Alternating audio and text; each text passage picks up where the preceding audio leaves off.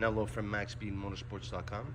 Just want to show you guys the installation diagram when it comes to the backup camera for the PCM 3.1. So let's start to the left. We have the PCM harness. So basically this guy goes, this end will connect to the factory PCM harness on the car side. This one to the PCM itself. This is the emulator, and you have your RCA connector for the video cable. And then you have the video cable with the power cable that's going to run from the PCM harness all the way to the back of the car, which will be the backup camera. And finally we have the backup camera here. Kit comes with zip ties as well, so you can zip tie the video cable as you're going along with the installation. So let me show you guys how it looks like once it's connected. And remember one thing, I can't stress enough on this.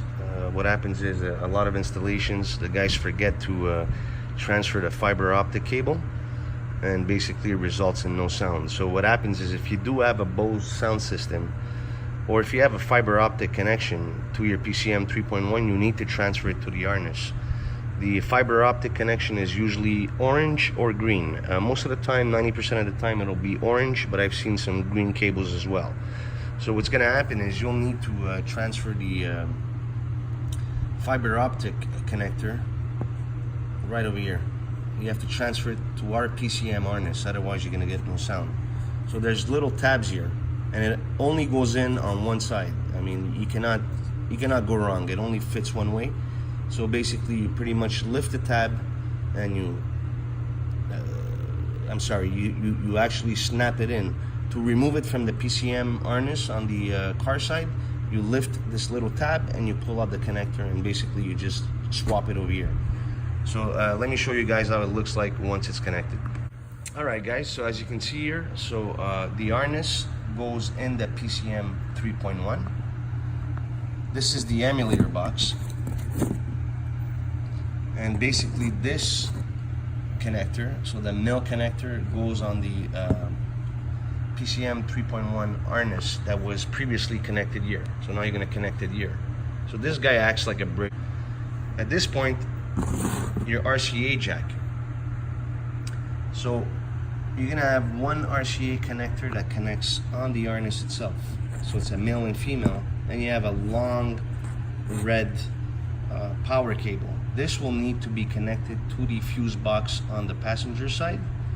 So this comes with a fuse connector. So basically, if you do have an empty spot, which I believe you do, it would be the bottom row, the very bottom row. So you want to connect this to ignition on. In other words, you get power only when the ignition is to the on position. So this acts pretty much like a peg on the fuse. You know, you pretty much insert it in. In the case where you have a fuse, the fuse actually sits right over here.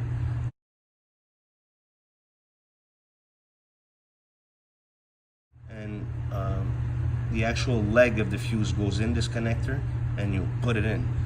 However, I am pretty sure in most of the installations I've done, if I'd say all of them, there is an empty slot at the very bottom. All you have to do is insert this in your slot, and not possibly, you're gonna have to bend the connector as well, this connector. Once it's connected, bend it at a 90-degree angle so you clear the fuse box door. Okay, so this needs to be plugged to the fuse box. Finally, the other end of the RCA cable, you'll have a power connector and an RCA connector. This connects to the backup camera, and this is your connector for the license plate lighting. So it's pretty much, that's what there is to it. And again, before you complete your installation, before you route the cable all the way to the back, we suggest you test your setup just to make sure that the camera works and everything works. The last thing you want to do is do all that work, and then something's wrong, you're not sure what's wrong, and you're going to repeat the installation. It's very time consuming.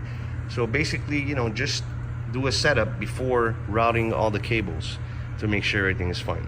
Thank you very much for watching.